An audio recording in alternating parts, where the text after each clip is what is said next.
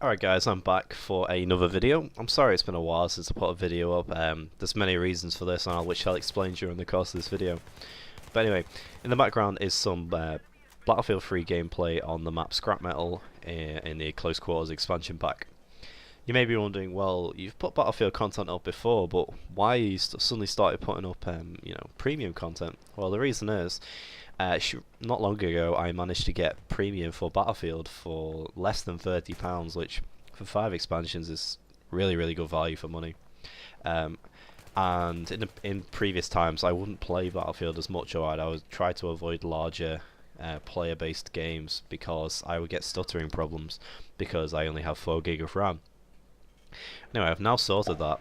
I now have, well, I will have 12, but at the moment I've got 10, so I upgraded. I bought 8 gig of RAM.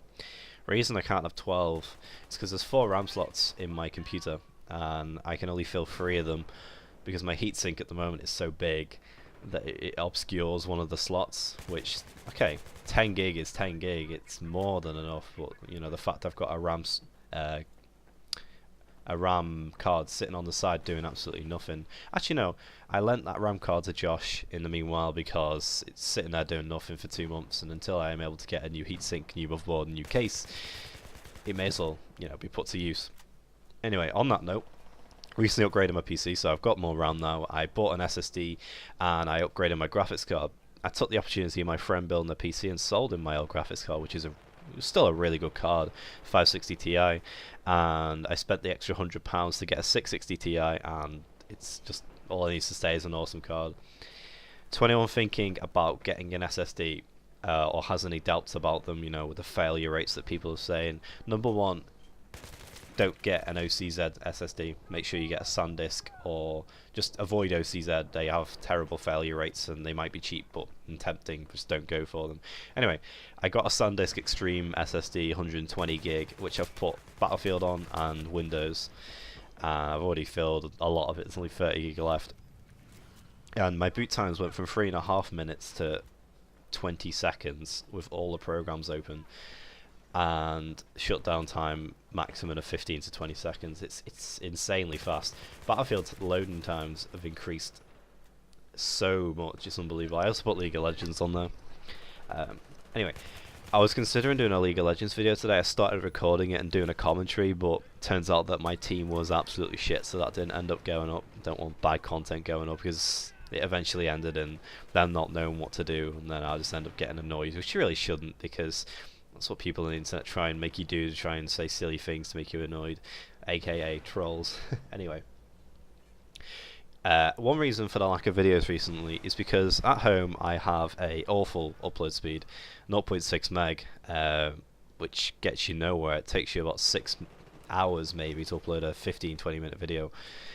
And when I had that spurt of videos before the half term, it was basically because I was able to access a connection at school. It was 100 meg upload, so videos would literally be done in a minute to 2 minutes, and that was ideal for me. I had to make the video, render it at home, take it in on a USB stick with a laptop and upload it, and it'd be done.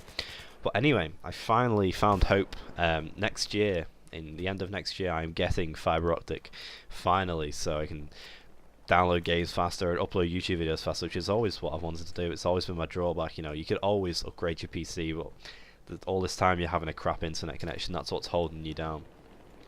Anyway, recently there's been a discussion on Twitter and YouTube about copyright on people's IPs. IP meaning, I don't mean IP as an IP address, I mean IP as in game titles. Someone from Microsoft commented basically saying any Microsoft Studios title, i.e. Halo, is not allowed to be uploaded to YouTube.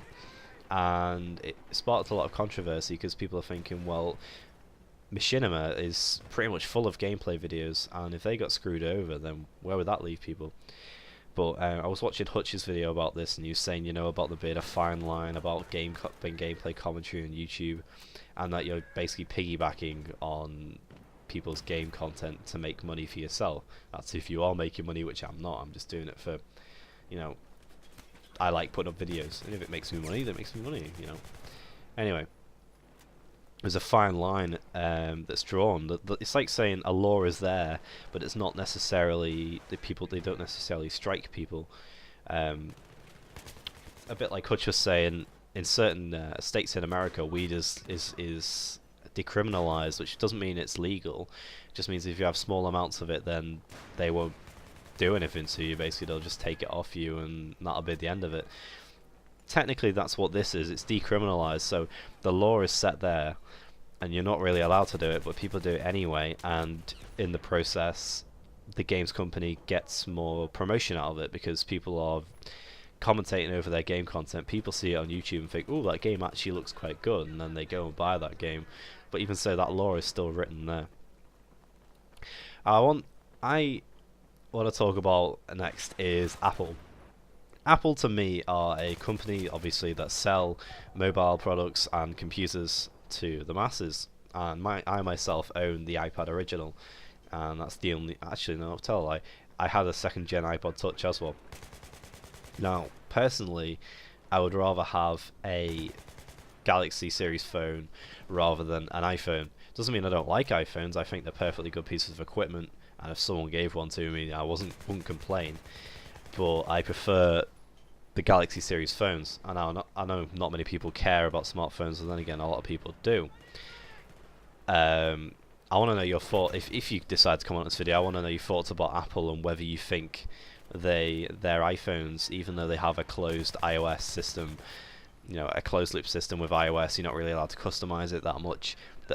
Whether you still think they are better phones than Galaxy, and whether it was right that Apple constantly sue Samsung at the site at the thought of them being competition, because for once, after all these years, Apple are being faced with potential competition, which has never happened before. For instance, when the iPad came out in 2010, before then, tablets weren't as well, mainstream, should I say.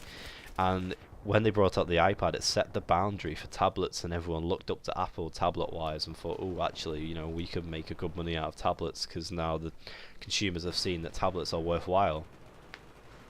Tablets, in my eyes, I'm not putting down laptops here, but if you want to quickly check something, bam, it's on. You don't have to wait, and the standby time of 30 days on the iPad is ridiculous. But I can't say that they will replace laptops. There's rumours saying that in a few years tablets will replace laptops. I just can't see that happening. I couldn't just go and take my USB stick and plug it into my iPad, or I couldn't multitask or play games on a that I'd play on a Windows PC on my iPad. Now, I know some people could say, well, you can get Windows tablet, but you see what I'm trying to say. Analysts are saying, oh yeah, tablets will replace PCs and so, but think of the lack of control. I just totally don't agree with it. What I want to talk about next is I've pre-ordered Black Ops 2 from Game. It only cost me $12.50 because I had a £10 gift voucher, and I'm trading in Portal 2 on Xbox because I already own it on PC. It's a very good game, by the way. I'm not saying it's crap. It's very good. I just have a PC copy, so I have no need for Xbox copy, which I don't even play Xbox anymore. So I'm getting the game for $12.50, which is a lot safer than paying, say, £40 and then turns out the game is crap. I trust Treyarch more than I do nowadays with an Infinity Ward when it comes to making a good COD title. I mean, Zombies came from a small Easter egg in Call of Duty 5, and it turned into a huge part of the Call of Duty franchise and something that people look forward to every year.